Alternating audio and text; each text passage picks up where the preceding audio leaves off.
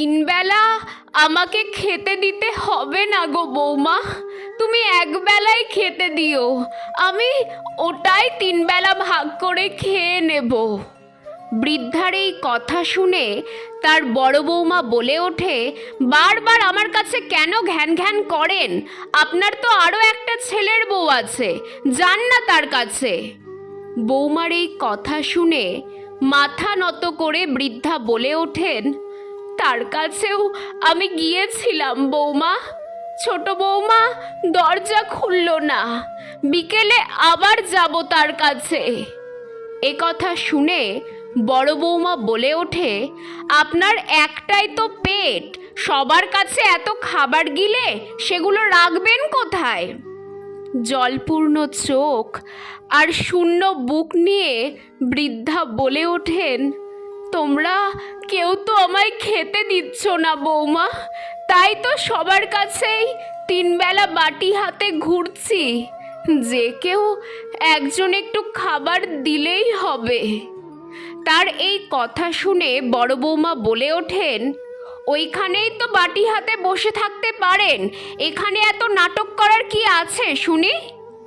বৃদ্ধা কাঁদতে কাঁদতে বলে ওঠেন, বৌমা আমি নাটক করিনি, আসলে এই ক্ষুধার্ত পেটে কাল সারা দিন কোনো খাবার পড়েনি, বড্ড কষ্ট হয় জানো তো, কত বোঝাই গো ওকে, শোনে না আমার কথা, তাই তো একবার এই দুয়ার আর একবার ওই দুয়ার করি। বড় বৌমা বলে ওঠে, তা বুড়ো বয়সে এত খাই খাই কেন বলুন তো আপনার? 3 কাল গিয়ে তো 1 কালে ঠেকলো, এখন শরীরের কথা না ভাবলে চলবে? আমার পুরুষ মানুষটা সারা বছর বাইরে পরিশ্রম করে পয়সা ঘরে আনে, আর উনি শুধু খাই খাই করেই চলে।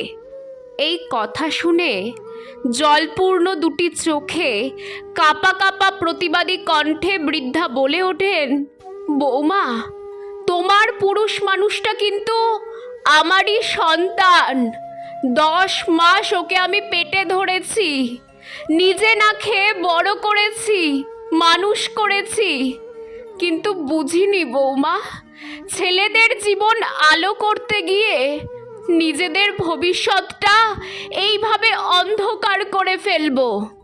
তবে তোমরা আমার সাথে যে দুর্ব্যবহার করো তা আমার ছেলেরা জানে, তারা তো প্রতি মাসে আমার জন্য তোমাদের আলাদা করে খরচ পাঠায়, যাতে তাদের মা একটু ভালো থাকে, সুখে থাকে।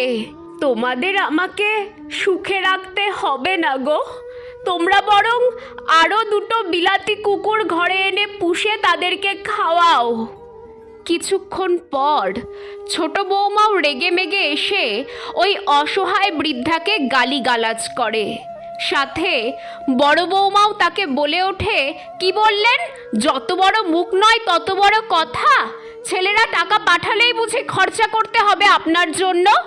আপনার তো 3 কুল পেরিয়ে 4 কুলে ঠেকেছে, মরার সময় হয়ে গেল, তা আপনার পেছনে এত টাকা খরচ করলে আমরা কি নিজের সন্তানদের ভবিষ্যৎটা নষ্ট করব নাকি? বৃদ্ধা কাঁদতে কাঁদতে মাটিতে লুটিয়ে পড়ে, করুণ স্বরে বলে ওঠেন, বৌমা তোমরা এসব কি কথা বলছো? আমি তোমাদের মা। তার কথা শুনে 2 বৌমাই একসাথে বলে ওঠে, মুখে তো বেশ ভালোই বুলি ফুটেছে আপনার, তা যান না ইনকাম করে খান।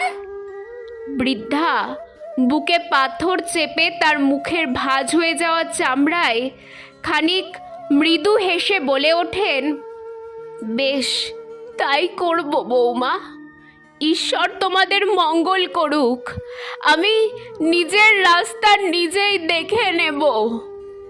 তারপর থেকে গ্রামের লোকের মাঠ থেকে বৃদ্ধা কিছু কিছু করে সবজি কিনে রাস্তার পাশে বিক্রি করে জীবনযাপন করছেন। তাকে আর হাত পাততে হচ্ছে না কারোর কাছে, তাকে আর খেতে হচ্ছে না নোংরা গালিগালাজ, তাকে আর পেতে হচ্ছে না অপ্রত্যাশিত লাঞ্ছনা, অবমাননা, অপমান, উপেক্ষা। এখন তিনি দিব্যি আছেন, কাজের সূত্রে দুই ছেলে বিদেশে থাকতো। প্রতি মাসে মায়ের জন্য তারা সব কিছু কিনে পাঠাতো, যাতে মায়ের কোনো সমস্যা না হয়।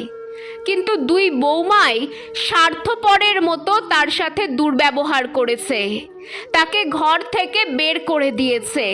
প্রতিবেশীদের থেকে খবরটা দুই ছেলের কানে পৌঁছাতে খুব একটা দেরি হয়নি। তারা খবরটা পেয়ে দেশে ফিরে আসে। একসাথে দুই ছেলেই দুই বউকে ঘর থেকে তাড়িয়ে তাদের মাকে বুকে টেনে নেয়। এখন তারা মাকে ঠাকুরের আসনে বসিয়ে রেখেছে। দুই ছেলে তাদের মাকে নর্দমার কীটেদের কাছে রেখে নিশ্চিন্ত হয়ে আর বিদেশে কাজ করতে যায়নি, বরং মাকে নিয়ে গ্রামেই একটা দোকান শুরু করেছে। সেই দোকানের নাম দিয়েছে মা তুমি স্বর্গ। তারপর থেকে এই বৃদ্ধার জীবন আলোয় ভরে ওঠে। থাকে না কোনো অপমান, লাঞ্ছনা, উপেক্ষা, শুধু পান দুই ছেলের নিখাত নিঃস্বার্থ ভালোবাসা আর অপরিসীম যত্ন। অবশেষে বৃদ্ধা একটু সুখের মুখ দেখতে পান। বৃদ্ধা সত্যিই খুব ভাগ্যবান।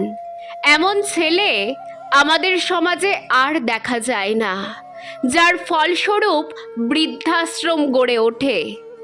যদি এমন ছেলে ঘরে ঘরে থাকতো, তাহলে হয়তো বৃদ্ধ মা বাবাদের শেষ বয়সে বৃদ্ধাশ্রমে দিন কাটাতে হতো না।